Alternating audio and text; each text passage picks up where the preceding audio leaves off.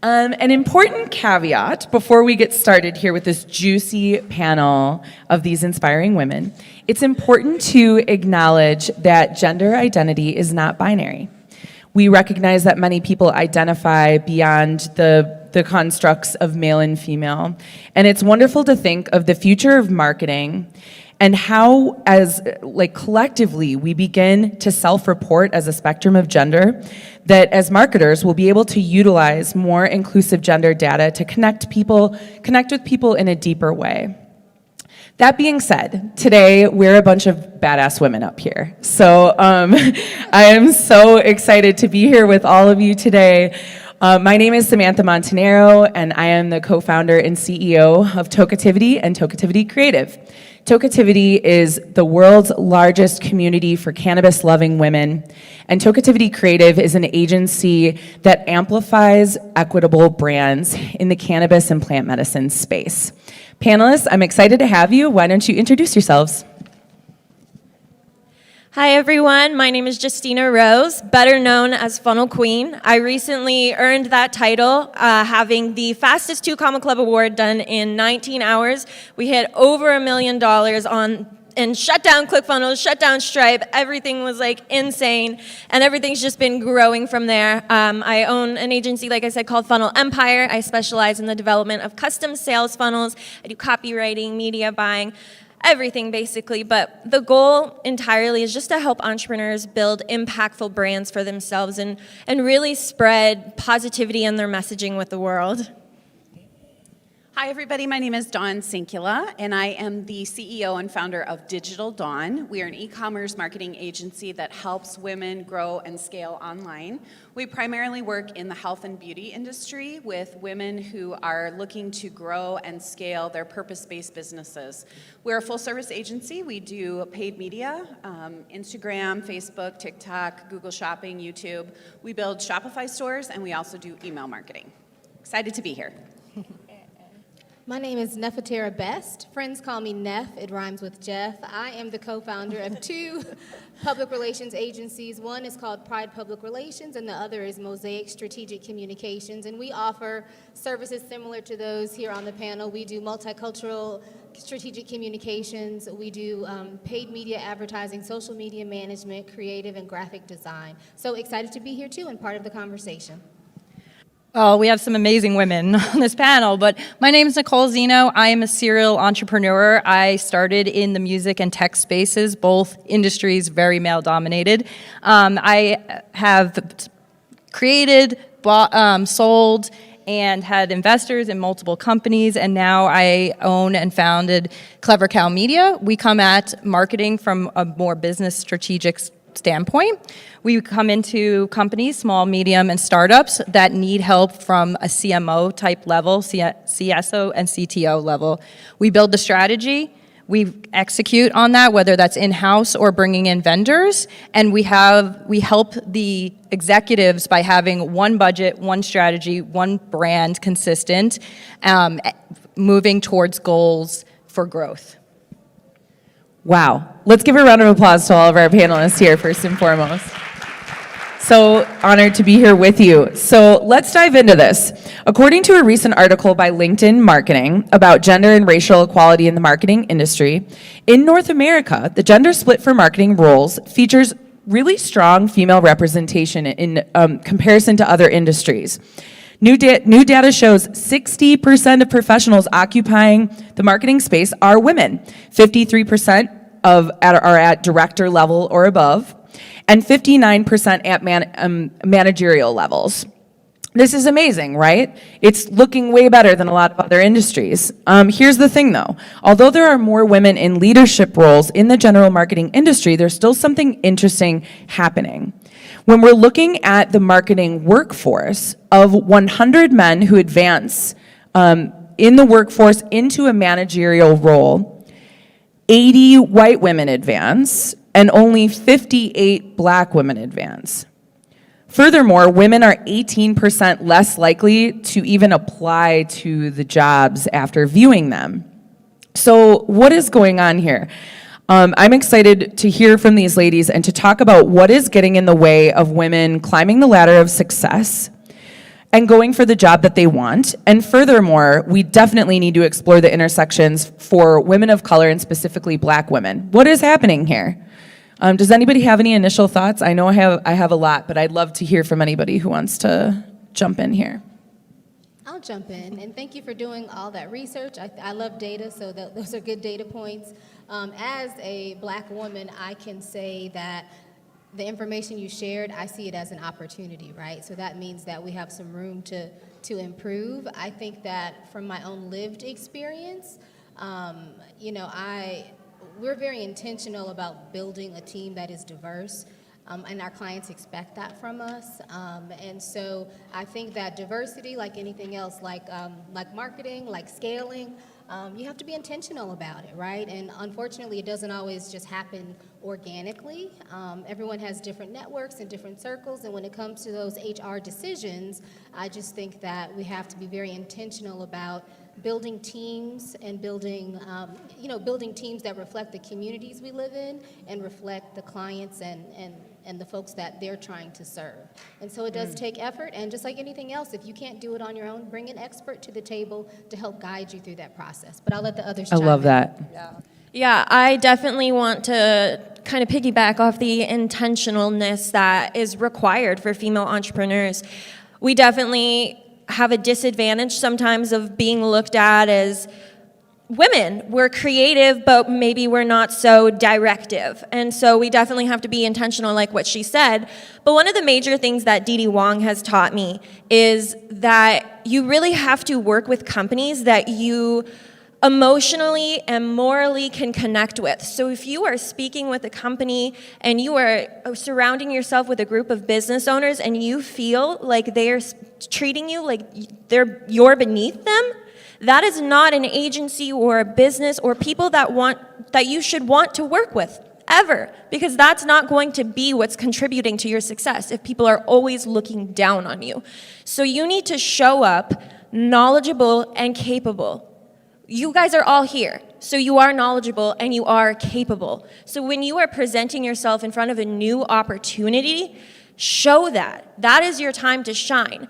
I have experienced one situation where I did feel like I was kind of looked down on for being a white woman dealing with a Black Muslim client. There was a little bit of disassociation there, which is fine, but I realized it wasn't the right client to work with just because we didn't connect on the same values. I think it's really important that you find the right people to work with and show them what you're capable of. You need to eliminate the doubts. I'd rather have someone be intimidated in my knowledge by presenting them with everything that I know and I'm capable of than for them to view me as something lesser. Yeah. I want to see here, something that I'm really hearing and something I experience in my work my work in the world is there's twofold. Like Neff was saying, we have the people in power who need to bring people up. So there's that piece. But then also for women, there's all the things that we're dealing with, this collective trauma that's happening, that imposter syndrome is real, like you can be like killing it at your job, and then there's a managerial position open and you're like, maybe I should go for that. Well, am I exactly right for that? It's like, the stats show women have to be like 95% sure that they can crush it at something before they're gonna say, okay, I'm gonna do that. Yeah. But then when they do it, they do crush it. But that like self-doubt is coming from generational oppression. So I think that's really important to note. I'd love to hear from the two other panelists before we move on. So, absolutely. Like, in case you guys haven't noticed, we've been hanging out with a lot of marketers lately, and we like to talk about funnels and user journey. And just like that, there's a lot of points in which we could talk forever about where we are not supporting women, right? And some of it's societal, some of it is in the culture of the companies, and how even to the fact that the 9-to-5 workday does not work correctly with how women's bodies and our genetics are put. Or our children's schedules. Or our children's schedules as mothers, right? And so there are a lot of places where this breaks down, but one of the places where today, we can't solve this today, all of them, but one of the places where we can today solve it is the fact that, and marketers have branded imposter syndrome, so whether you subscribe to that theory or not, every woman I've ever worked with, and I work with a lot of female founders, has had imposter syndrome in one way or form. How much or how little is depends on them. But there's two key things you can do today that will change this for you. One of which is find the right group of people around you. A mentor is not a mentor and mentor is not the same, right? Find the right mentors for different pieces, and that doesn't mean go out and find only women mentors. It means only learn the things you need to from the right mentors. And then the second piece is put yourself in those hard conversations. We are women. We are gonna have to have those hard conversations at some point in our lives. We can't avoid it. Go practice those skills, because when the big piece comes, you'll be confident that you can handle it. And that's what you have to go do. That's great. Just to piggyback on that, I think something that I've seen over the last couple of years is women really taking a step out of the traditional 9 to 5. Yes. I think we've had a great opportunity as women with COVID, maybe not being able to fit into the 9 to 5 like we have in the past. Maybe jobs have been eliminated. And I have seen a ton of women step out into this entrepreneurship world, being able to start their own companies, to be able to really do the things that they've been passionate about, that maybe haven't always had the opportunity to be able to do. But COVID actually really opened a lot of doors for female entrepreneurs in being able to run their own businesses, to step into maybe opportunities that hadn't always been there. And so I think this is, like, more than ever an opportunity for us as women to really step into our power, step into that greatness, and really show that we are perfectly capable of doing all the things that men are capable of doing, and even better to a certain degree. Yeah. Absolutely, and I'll chime in on that too. I think that to answer your question before, talking about, invite women to the table, what can our allies, our male allies do in this industry, is make sure you're inviting women to the table. And then to your point, there comes a time where you have to build your own table, right? So, and that's kind of what you were talking about. I'm in the middle of brokering a deal right now, and what I've learned about myself, and also what I see in clients, as you were saying, is that sometimes as women, we don't know our own value. And going back to that, am I good enough? Am I qualified for this? Should I be on this stage? My male peers and colleagues, they're so confident. And some of them aren't that great, but they're just so confident. Most of them are, but even the ones that aren't, they bring that confidence. They're like, I crushed it every day. I deserve to be here, whether they do or not. And so I told my husband sometimes I have to tap into my inner masculine man, on the inside. Yes. Right? What would a man do? And so to the point earlier, though, I'm blessed to have men that have mentored me, that have guided me through my career, as well as some amazing women. And I think that, we can all learn something from each other. At the end of the day, we're in this together. It's not men versus women. Yep. We're in it together. Yeah. And if women can fold laundry, go to carpool, go to soccer practice, lead a Zoom meeting, do a presentation, and close a deal. And close a deal. Yeah.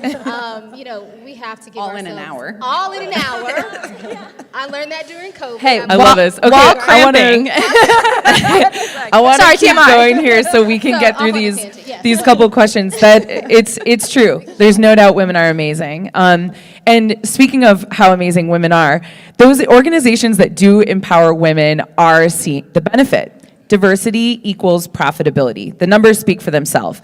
According to the McKinsey study, Why Diversity Matters, companies in the top quartile for gender diverse executive suites are 15% times more likely to generate above average profitability compared to the bottom quartile of companies whose executive teams were predominantly white and male. So, if you haven't heard this, you should definitely do a deep dive on your own research of why diversity in the workplace equals profitability. But I thought it would be interesting to hear from these ladies as female executives who are crushing it.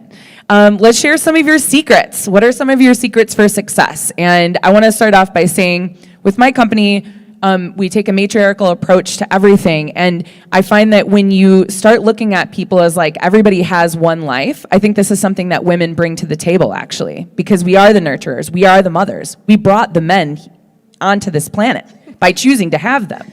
Okay, so we care. We care about everyone. We care about if someone isn't feeling well. We care if someone is single parenting, juggling all of the things, and is struggling to get their work done. and you look at it from an approach of not like, we have an issue with this person, we're not getting what we need. You look at it as like, what does this person need to step fully into their space? So I think that's one thing that I think that women are doing differently, which is not looking at the bottom line first, but looking at their team first and seeing what they can do to nurture a really supportive team. So ladies, share some of your secrets. Well, I'll jump in. My team, I've been in business for almost 8 years as a marketing agency, and prior to that, I was a senior executive at a Fortune 25 company. And what I can tell you is that some of the things that I know didn't work really well in my corporate job, I made a point of wanting to do it differently in my own business.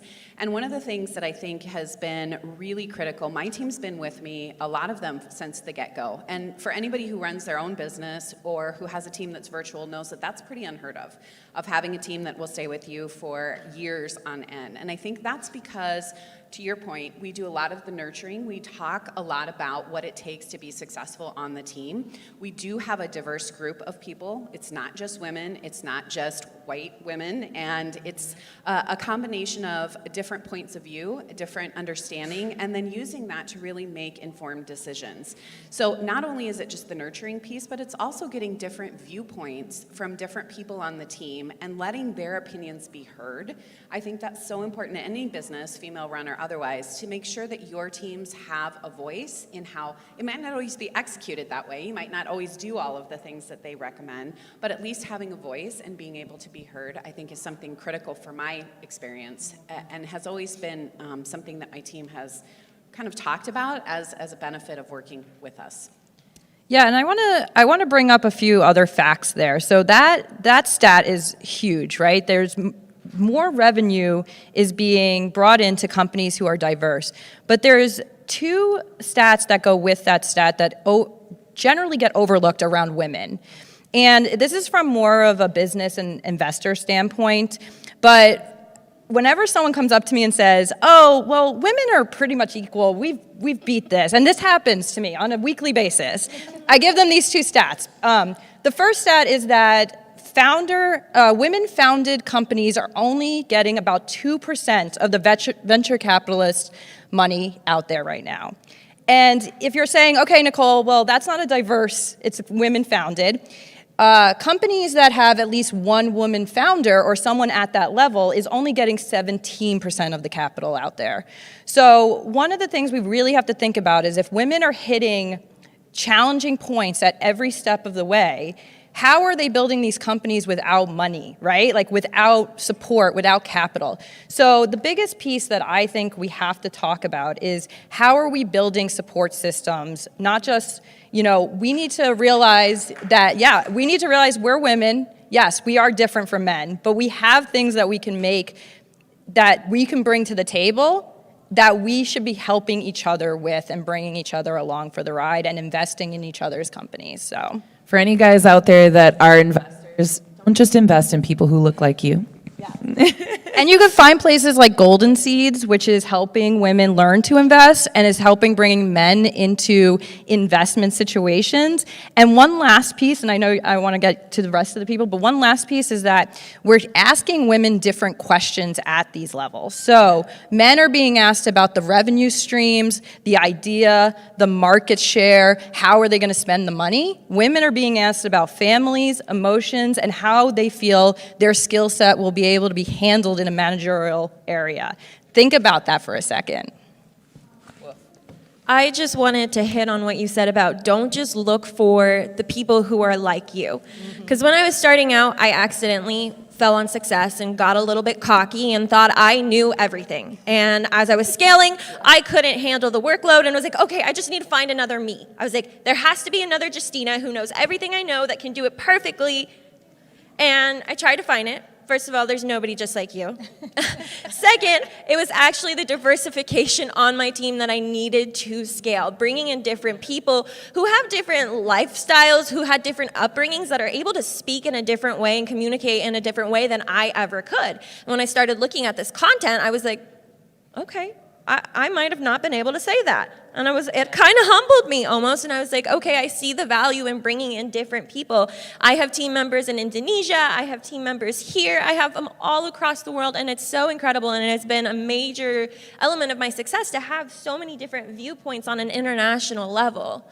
The other thing that I wanted to hit on very quickly is kind of what I said before, is that same vetting process, is making sure even though we do want to diversify, that we still do connect on the same level. Like I said, Dee Dee is the person that taught me this, and you are not going to hit the 7-figure mark if it's not somebody that you agree with on almost all areas of life. You have to be able to Core grow values. together. Yeah, exactly. I love that. Neff, what do you think? I agree across the board. I have, in the essence of time, I mean, everything they said is spot on. Okay, cool. So I have one final question, and we're going to chat about it, and then start preparing your questions if you have any for us before we wrap up. So it's incumbent on leaders throughout the business leadership sphere, marketing and beyond, to knock down the barriers and create pathways for underrepresented folks, not just women. There's no shortage of brilliant and talented women marketers and creatives out there, though. In fact, according to the National Center for Education Studies in 2019, Black women are actually the most educated demographic in the United States. That's something that I didn't know and discovered in researching for this, and I found that incredibly interesting, as the women who are getting the least amount of opportunities, yet they're the most educated. So, hello, we need to recognize this problem, and we need to commit to being part of the solution. When it comes to diversity in marketing, a lot of progress has been made. Like I said in the beginning, there's more women in leadership skills in marketing than there are men right now, but there's still a lot of work that needs to be done from where it trickles. So on a final note, I think we've already been sharing some tips, but what are some tips that you would share with men or with people of other genders who are looking to build a more diverse staff? I can jump in. So I have 3, I'll keep it quick, but I have 3 tips here that I think are really important points. So the first one is transparency in pay and ladder to success. So building your company around the fact that whether it's a women, it's race, and it's actually kind of funny in nonprofit world, men are the minority. So whatever it is, if there is a set ladder to success and saying, okay, as a director, you need to be at these skills and you're going to get paid this amount or whatever that case is, everyone knows where you're at. And so we're not talking about women getting paid less than men. We're not talking about race. We're not talking about any of that. We're really transparent as to if you want to get to XYZ in this company, here's what you have to do, and here's how you will be compensated, right? So we need transparency. The second piece there is really, instead of thinking about building a culture around diversity, right, and posting on social media because it's Women Appreciation Month, really thinking about making a culture where people feel confident that they can come forward, they can talk about how they feel in that environment when something happens, because you don't know what you don't know. You can't stop things from happening if you're not a woman and you don't know how we feel in that situation, right? As a new mother and having weird hours, right, or whatever the case may be. So having a culture, focusing on a culture that is open and communicative is a really important point. And the last point I want to make is that a lot of these things that we talk about, like imposter syndrome, happen at a very young age. We are teaching children at a very young age that men and women are very different and maybe not even at the same value level. And so I know a lot of people in here are parents. Start teaching your kids at a very young age the equality between men, women, race, whatever it is. We're going to only change this through generational teachings, and it starts now with great parents. I love that. So good. Ladies. Honestly, I couldn't have said it better than, yeah, she hit on everything. So thank you for that. Go I think the transparency thing is really important, not just from a pay perspective, but also from a viewpoint perspective. And I think that, as I talked about earlier, having an environment where people's voices are heard and all different types of voices are heard, whether it be female, male, gender, that is male and female, but you know what I mean, different voices where we can all have a say and we can all be appreciated for the things that we bring to the table. I think it's just so critical, and not always something that is valued at a company. And I think when you are hiring someone or you're thinking about how to change the culture of your company, really hearing from your employees is a critical piece to that. And to your point, it really does help with your growth, and it helps with your ability to scale, and it helps with your ability to really see things from a different point of view. Makes us better marketers. Yeah, culture eats strategy for breakfast. I love that comment, or like that saying, because it's like, yeah, the culture of your company, like you can have your numbers all day long, but if the culture of your company isn't on point, you're not going to see those numbers.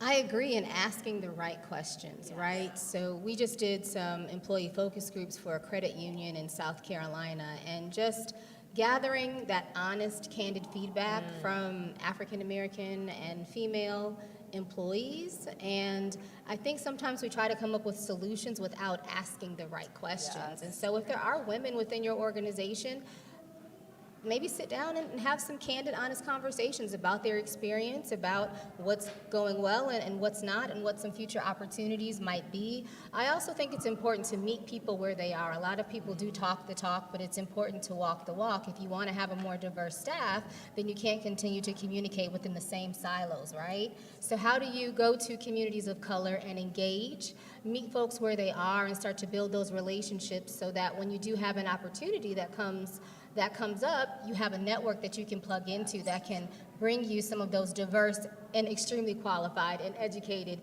candidates, right? So I think that our firm goes after a lot of RFPs and requests for proposals, and some folks will say, we can't find any qualified minority-owned businesses. And so we always like to raise our hand and say, we do exist, right? Yeah. We're not unicorns, we're here, but perhaps we're just, we are in some instance working in silos. We're grinding, we're trying to stay in business and help our clients do the same, and so I may not be at the same chamber meeting that you're at. Maybe, in this virtual life, that connectivity, we have to be a little more creative and intentional about it. So I would just encourage you to do that. There's great organizations like the Black MBA Association. There are sororities and fraternities in all different communities of color. There are different organizations that would welcome you with open arms, that you can engage with, and that could bring value to you and your business because they have access to amazing candidates.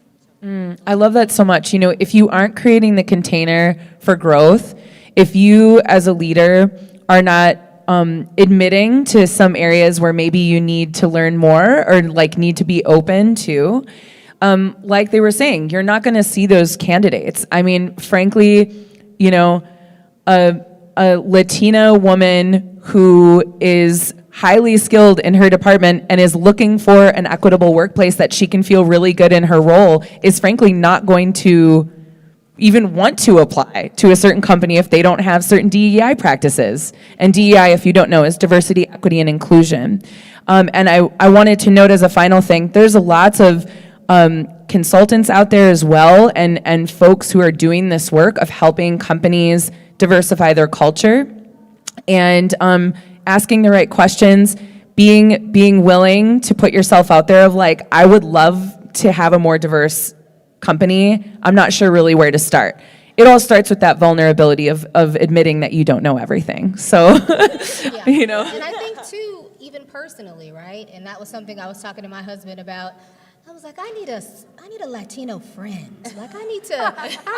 Our son goes to a private school in Charlotte where we live, and when he brings his friends over and goes to birthday parties, I love seeing that diversity. I'm like, all of our networks should reflect the communities that we live in. If I'm only spending time with other Black people, then really, diversity goes both ways. And so I think that sometimes we expect to put that on white people, but we have to all own it. Our circles should all be diverse, because if we're only around like-minded people, then are we really growing? And so, it's something, I'm learning even from my son, and he's reminding me of that. So I think even professionally, yes, but also think about it too from the personal standpoint as well.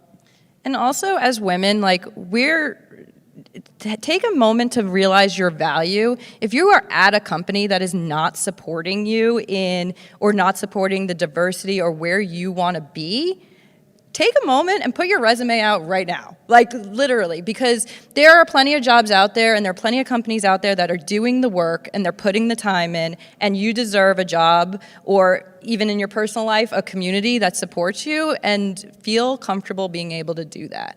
Yeah, put it in your objective. My objective is to secure a job where, I feel seen and respected as a fill in the blank intersection. That's really cool. This has been such a pleasure. Do we have any questions from anybody in the audience? Come on up to the mic. I love the outfit, love it. Well, thank you. You had to have known that I was going to be here, right? Of here, course, right, we knew. right, cheering women on. I'm all about making things actionable, right? I mean, it's so great that you come here and you get inspired and you get business cards and you see all this stuff, but it's like, what are you really going to do? So I would like to hear from each and every one of you if there was one thing that everybody in this room could do to help to empower another individual or to help women in general rise up. What would that one thing be? And then encourage the hell out of it to this group to just go do that one thing today, right here, right now. So that's my question. I'm going to sit down because it's going to take you a while to answer. Ooh, juicy. I would just say connect with the woman in the room, right? As an actionable step, we should all leave this conference with new connections, new friends, and hopefully some new opportunities. So I think that Marketing 2.0 has provided this platform. They've brought the folks in the room. We are all qualified and clearly are doing well and excelling in whatever it is that we're doing. So I'm excited to meet these amazing new women and all of the women in the room. And so I would think as an actionable next step is connect authentically, right? Not transactionally, what can this person do for me, but how can you help? What value do you bring? And how can you build a relationship that can blossom? I would say, what is the phrase, like, high tides raise all ships, something like that? And recognizing the value that each of the women bring to the table is really important. I think a lot of times, there's a culture of competition, and I think having opportunities like this where we can really highlight each other and highlight the skills that we bring to the table is really valuable for so many of us. Instead of competing with each other, we raise each other up so that we all can be better. And I think that's part of what I'd like to take away from this event is to recognize each person that I'm up here with as well as those in the room. How can we lift each other up? How can we support each other? How can we connect on a different level, more meaningful versus transactional? And how can we then use that to leverage each other? Yeah, I love that. I think a really actionable one that I really love is find someone who, even if you are not at your dream spot or you're not at the place you want to be at and you're still growing, find someone who is at the spot you were a year ago and mentor them. Because just because you're not at your perfect end game doesn't mean that you don't have something to bring for someone else. And this could be someone in this room. It could be someone who maybe is an intern at your company and you were an intern a while ago. And for the men out there who are looking to help ally, I'm sure you have mentees that are women or maybe don't, but if you do, realize that there are situations that you're going to be able to handle differently than women, and introduce them to maybe another powerful woman in your life who can help them in those situations instead of giving them advice that may or may not really work for a woman in that situation. I just want to circle back to Dee Dee's conversation last night where she said it's not who you know, it's who knows you. So if you have sat here and you have not introduced yourself to every single person at your table, you are doing yourself a massive disservice. Seriously.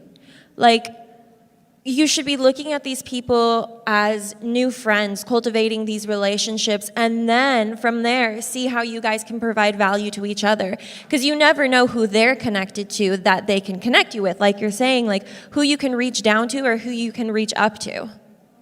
I love that.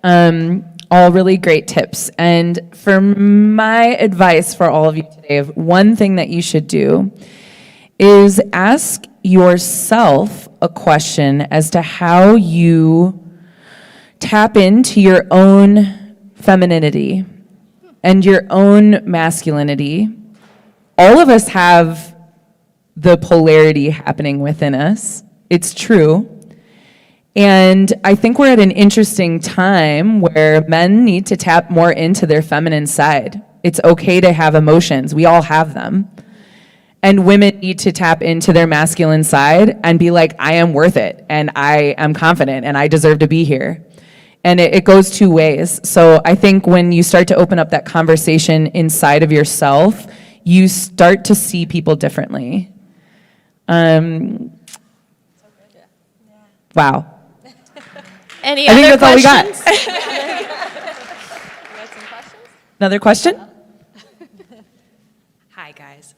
Thank you all for presenting. You're all really, really incredible, inspiring women. I look up to all of you, literally and figuratively. So something that has been a overall theme of this talk is the importance of diversity, whether that is race, gender, gender identity, like the LGBT community, just including as many types of people as you can, including class as well and education level. With that, yes, all very, very important to have that kind of diversity, but none of that is worth anything if you're not actually taking all of those different people and listening to them and hearing their viewpoints, because what's the point in having diversity if you're not actually listening to the different opinions that they bring? So the question is, I'd love just maybe one or two answers on how you guys make sure that you are utilizing that diversity so that you can get all of those differing viewpoints on life in your business. Yeah, I can say in my company, creating safe containers for feedback, creating strong relationships where my team and the people who I work with are not afraid to come to me. I sure hope they're not, anyway. I put a lot of effort into making sure that someone isn't afraid to come and talk to me. And also, we've been, in my company, we've been next leveling our feedback. So having a clear pathway for even anonymous feedback for the leadership is really cool, because I think that it's again a safe way of like someone's not going to be afraid of their job by sharing how they're actually feeling. Yeah, I think it starts with relationships, but also like HR practices. I mean, there's a lot of different things that you can do in HR to create containers for feedback. I think also having containers for positive feedback is also important as well. So we make sure that we have an opportunity for our teams to also praise each other. And I think that having sort of that flat feedback is also really important. So hearing from each other on how well they're doing or how well they're not doing, but being able to really provide an environment where people can voice their opinion about each other as well and give feedback to each other and be able to share each other's viewpoints, recognizing that, and also being able to then put, some containers around that and valuing that. We spend a lot of time in our organization making sure that voices are heard, whether it's in meetings, whether it's through Slack channels or other things like that we use on our Team building. Team building is so Team important. building. You know what we did recently is we did a dreams retreat in my company where we all collectively spent time together, like a whole afternoon together, dreaming huge dreams. And to hear the different, what your dream is, if time, money, nothing was an issue, what is your dream? You learn a lot about somebody when you ask them that question. And asking your part-time employee that question, a lot of times they're like, well, shit, I haven't even actually thought about that. and you start to like open up a pathway for like, we're growing together. You create that safety by like, I care about your dreams. I care about you living this beautiful life. Yeah, I love what you're saying there because that's exactly what I do. And I try to plug in those interns or employees with the right educational info that supports that dream because it benefits us both ways then. So not only are they getting more knowledge and resources to grow them to their dream, but now they've just learned so much more that's going to support me as well. So we're all growing together and dreaming together. Yeah, and in my company, we really, or for me, it is a passion to make sure that my team feels supported. We do a lot of really structured one-on-ones and make sure that people are being heard, but not just heard. We make sure that they have time to talk about where their zone of genius is and really support that, because I can go as a CEO and do all the pieces and write all the content and put out all the marketing and come up with all the plans. But if you have all this diverse people in your company, maybe they should be bringing their genius to the table and you should be listening to that. And really, taking the stigma away from failure, right? What have we failed as a company recently? What have you failed at recently? And how can we support the growth in whether that's growing in that area so that we don't fail in that spot? So maybe it's reaching out to a community that we're supposed to be marketing to and we are not getting through to, right? How do we reach out to people who can give us those answers? Or it's, I don't have that skill set and maybe I don't want that skill set. Where can we move you in the company or support you in that way? So. Beautiful. Any other questions? Come on up. I'll try to ask a quick one. I hope it's not too broad of a question, but so I'm the sole founder of my company, and somehow all management has been women. So wasn't purposeful. That's not a somehow. Happened. That's not a somehow. Thank you, Ally. But I've noticed with some team members, like there have been some, we have a very open and honest, open door policy and all that kind of stuff. And definitely some, I don't want to call it incidents, but like we have great harassment training when every new team member comes on board and all that kind of stuff. And so people do feel like open to come to me if they feel like, something happened or nothing happened, but you get what I'm saying, right? Like inappropriate or doesn't feel comfortable, whatever it is. But I feel like there's still sometimes, like I have a couple awkward team members, a couple awkward dudes, I don't know how else to word it. And so I feel like there's some things that happen, very subtle, not a big deal, but I still try to go around and be like, hey dude, and around, right? Like that wasn't cool. Try to, I like that, that you're just an open, kind of person, but there's a certain time and place to be that open. So do you, like, I guess it's like I want those women to know, or that woman or whatever, to know like, hey, I've handled this in the background, but I also don't want them to feel like if it wasn't that big of a deal, then I feel like I'm making it a bigger deal than it was, and I'm stuck sometimes, and I'm dealing with one kind of bigger one right now that I'm trying to figure out like how far. Well, and I can see from a challenge from an HR perspective too. I know sometimes it's like, when are you maybe crossing a boundary with something that happened with somebody else, or like, with sharing information as to how situations can be handled.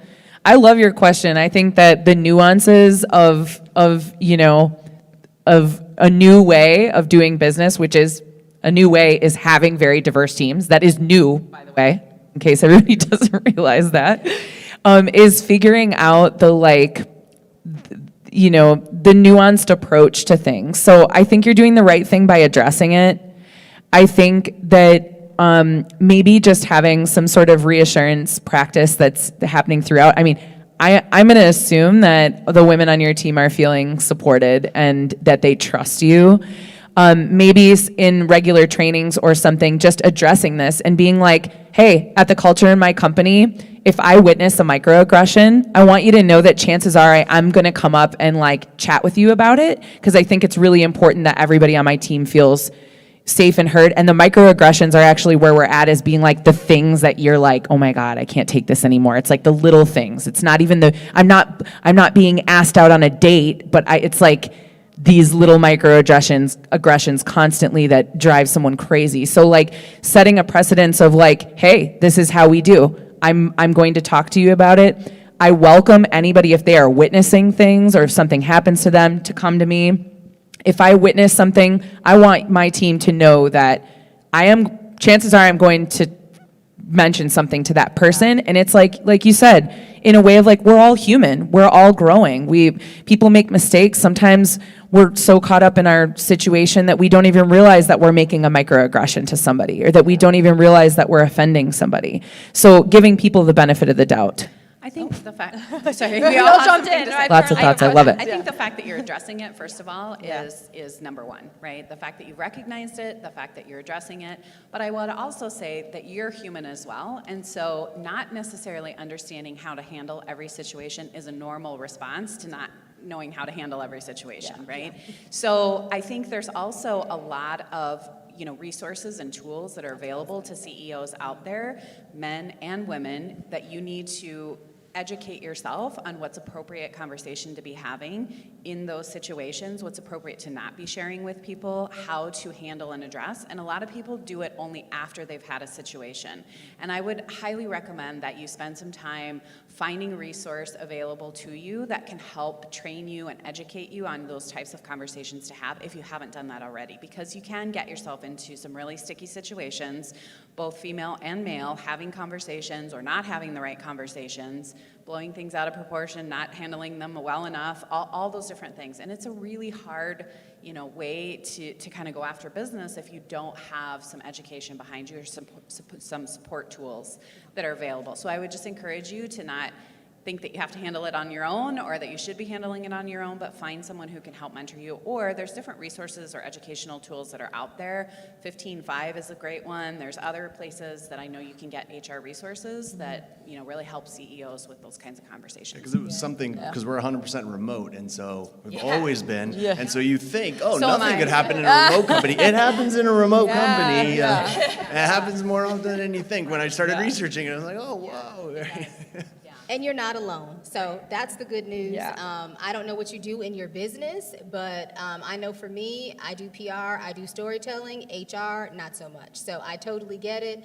I agree. There are some amazing resources. I have 2 clients in the past 2 months that have started to invest in HR resources, just a consultant to kind of help put together the framework and kind of, again, they're there on call where you can, if you have a situation, you can say, hey, this happened, anything I need to be thinking about? So tap into those resources because you need to be being your CEO. You need to be, I tried to remove getting more myself clients. now. and, I got a consultant, so I'm like, you can email them. If there's something you don't feel out of comfortable that. coming to me, you can go to them.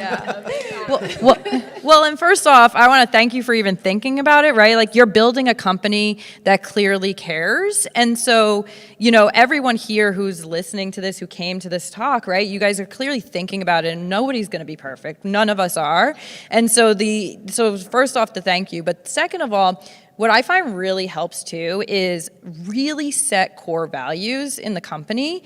Not just because, putting that on the wall makes everyone see it and all of that, but really when it comes down to hiring, when your culture comes down to who you hire and making sure you're hiring not just the right skill set and a diverse skill set, but hiring the right people who fit your core values. And that's where, and it doesn't mean that incidents aren't going to happen, but then when people trust, and I can almost guarantee based on your question and how you asked it, that the women in your company trust that you're going to do something about it. When you build that trust with your team, even when these little things happen, they trust that you're going to go and do something. The problem comes when I don't trust that my team members have my back or that they care about how I feel in that space, and that's where you're excelling at. Thanks, Dawn. Thank you. I know we're just about out of time, but I kind of want to say what she said. Sounds like you are doing the best that you can and you're on the right direction. One of the first companies I worked with, the owner had a giant trash can and put a poster on it that said HR. So you are eons above what a lot of people are doing.